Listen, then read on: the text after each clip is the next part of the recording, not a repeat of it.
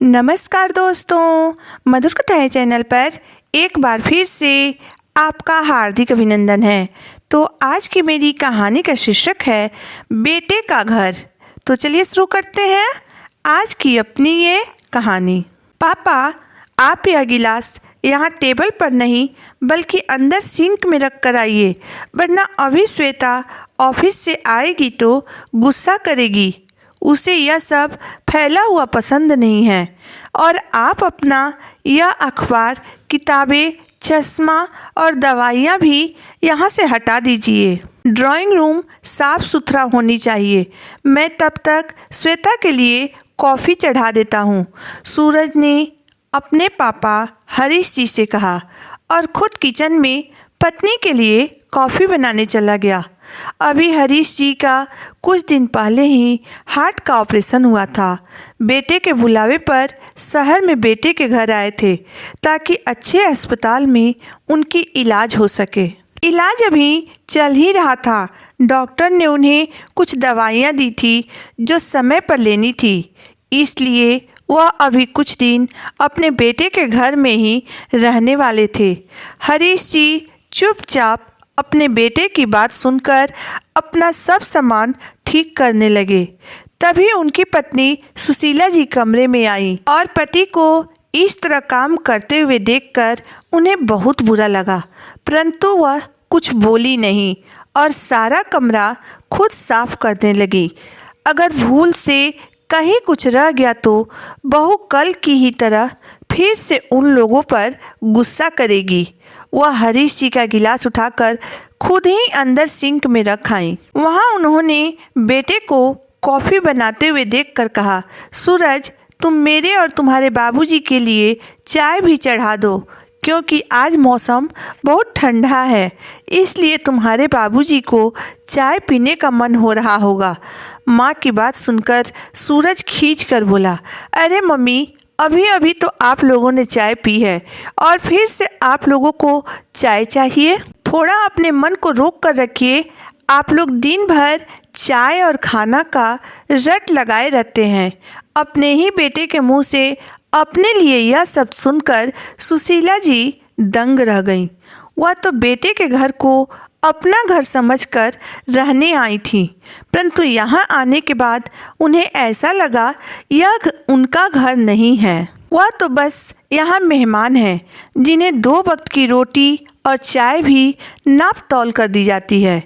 अपने गांव के घर में उनका जब चाय पीने को मन करता था तब चाय बनाकर पी लेती थी, अपनी मन मर्जी से कुछ भी खा लेती थी। परंतु यहाँ बेटे के घर में तो सब कुछ सोच समझ कर बोलना पड़ता है। वह बहुत मजबूरी में यहाँ आई थी। वह और उनके पति हरीश जी अच्छे भले गांव में रह रहे थे।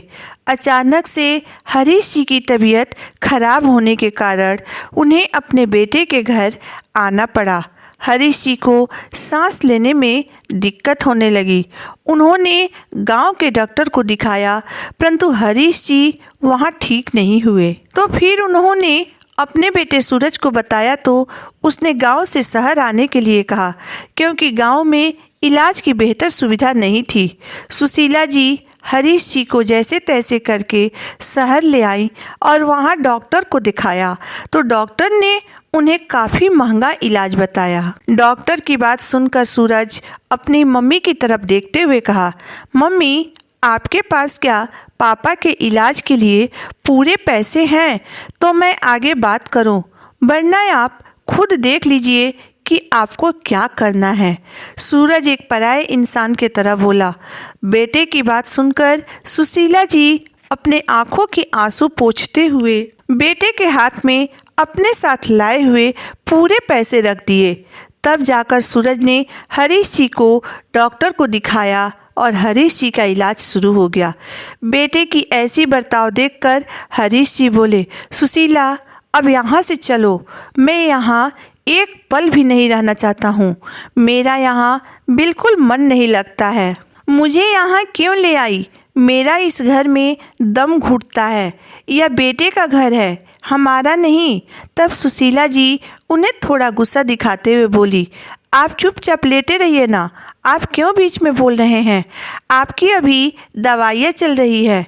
डॉक्टर की लिखी हुई दवाइयाँ मैं कम पढ़ी लिखी होने के कारण समझ नहीं पाती हूँ, इसलिए हमें यहाँ थोड़े दिन और रुकना पड़ेगा। इलाज पूरा होते ही हम यहाँ से अपने घर चले जाएंगे, सुशीला जी हरीश जी को समझाते हुए बोली।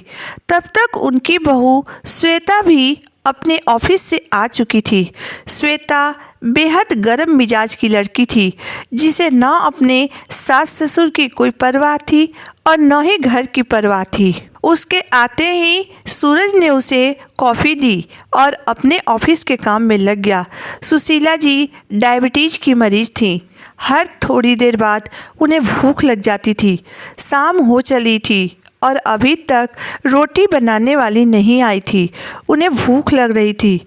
बहू की रसोई में सिर्फ रोटी बनाने वाली ही जा सकती थी। सुशीला जी को वहाँ कुछ भी करने की इजाज़त नहीं थी। पत्नी के चेहरे के तरफ देखते हुए हरीश जी बोले, सुशीला, मुझे पता है तुम्हें भूख लग रही है। आज रोटी बनाने वाली नहीं आई है और तुझे रसोई में जाने की इजाज़त नहीं है। चलो अब अपने घर चलते हैं। बेटे के घर में हमारी भूख प्यास और हमारी कोई कदर नहीं है। तभी सूरज कमरे में आया और अपने मम्मी पापा से बोला, पापा, श्वेता और मुझे एक पार्टी में जाना है, तो सुबह की बनी हुई रोटियां रखी है, आप लोग खा लीजिएगा। तब सुशीला जी बोली, बेटा, तुम्हारे पापा हार्ट पेशेंट हैं, उन्हें डॉक्टर ने दलिया खाने के लिए कहा है, तो उनके लिए तो दलिया बनाना पड़ेगा ना। सुशीला जी की बात को अनसुनी करते हुए सूरज और श्वेता पार्टी में चले गए। सुशीला जी रसोई में जाकर देखी तो डब्बे में केवल 2 पतली पतली पापड़ सी रोटी पड़ी थी। उन्हें तो इस तरह ठंडी रोटी खाने की आदत नहीं थी, क्योंकि वह अपने गांव में हमेशा अपने हाथों से बनी हुई पतली और गर्म रोटियां ही खाती थीं। उन्होंने थोड़ी हिम्मत करके अपने पति हरीश जी के लिए दलिया चढ़ा दिया। दलिया खिलाकर दवाई दे दी। हरीश जी सो गए। उनके सोने के बाद सुशीला जी स्वयं सुबह की बची हुई रोटी खा ली। दलिया बनाने के लिए उन्होंने सामान ऊपर से उतार तो दिया, पर उनसे सारा सामान दोबारा ऊपर रखा नहीं गया। सूरज और श्वेता देर रात को घर आए और सो गए। सुबह सूरज की तेज आवाज़ से सुशीला जी की नींद खुली और सीधा उठकर बाहर आई।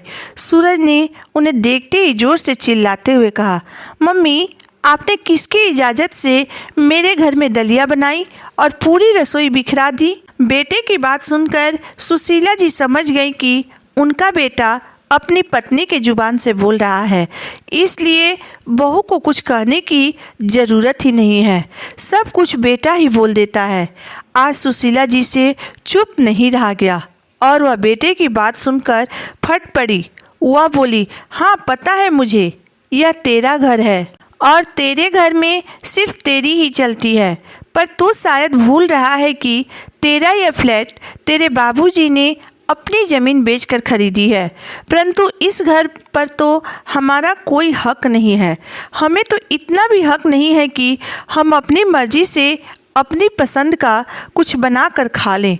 तेरे घर में हम दोबारा चाय भी नहीं पी सकते हैं। यह बात और थी कि जब तुम छोटा था तो हमने अपना पेट काटकर तुझे दोनों समय दूध पिलाया था, तेरे नखरे उठाए थे। तेरी पसंद का खाना बनाकर तुझे खिलाने के लिए मैं तेरे पीछे पीछे दौड़ा करती थी।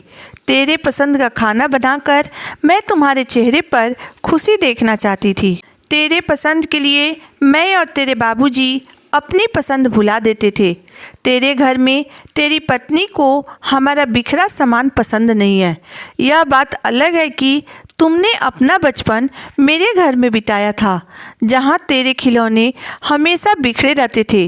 तेरी किताबें, तेरे स्कूल के कपड़े और तेरे पेन पेंसिल पूरे घर में फैले रहते थे। तेरी गंदे जूते की मिट्टी से रोज़ पूरा आंगन गंदा हो जाता था। तेरे घर में तुम अपने हिसाब से रह सकता है, तेरी पत्नी रह सकती है, परंतु तुम्हारे माता पिता को तुम्हारे घर में खुश रहने की इजाज़त नहीं है। तेरा घर हमारे लिए जेल है, जहां हम अपनी मर्जी से कुछ नहीं कर सकते हैं, क्योंकि यह तेरा घर है जहां तेरे माता पिता अपनी मर्जी से सांस भी नहीं ले सकते हैं। मैंने गांव फ़ोन करके तेरे चाचा को आज ही बुला लिया है। हम दोपहर को ही अपने घर चले जाएंगे। यह तेरा साफ सुथरा घर तुझे मुबारक हो, और तेरे बाबूजी का इलाज भी मैं वहीं करवा लूँगी। तेरा घर तुम अपने पास ही रख। हमारे पास भगवान की कृपा से गांव में घर है, जहां हम अपना बुढ़ापा आराम से बिता लेंगे, पर तेरे घर में कभी कदम नहीं रखेंगे। अपने बीमार पिता को तुझे यह कहते हुए शर्म नहीं आई कि पापा गिलास सिंक में रख दीजिए, क्योंकि तुम्हारी पत्नी गुस्सा करेगी? वह तो तुम भी रख सकता था ना।